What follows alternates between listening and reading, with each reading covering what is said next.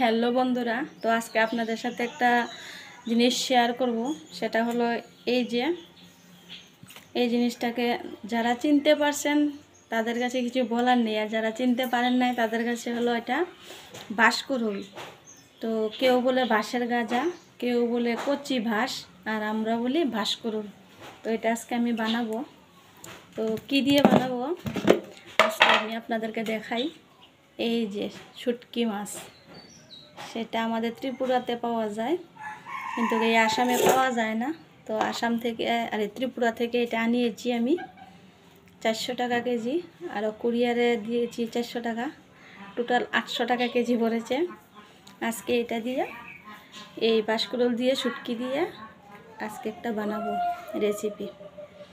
তো যারা যারা খান, ও বাবা, শুটকি দিয়ে বানাবো। যারা খান বা খেয়েছেন তাদের কাছে কিছু বলার নেই, আর যারা খাননি বা দেখেননি, এটা খেতে কিন্তু খুব অসাধারণ হয়, একবার খেয়ে দেখবেন। তো এটাকে আমি এখন পাতলা পাতলা করে কেটে নেব। সবাইকে টাটা।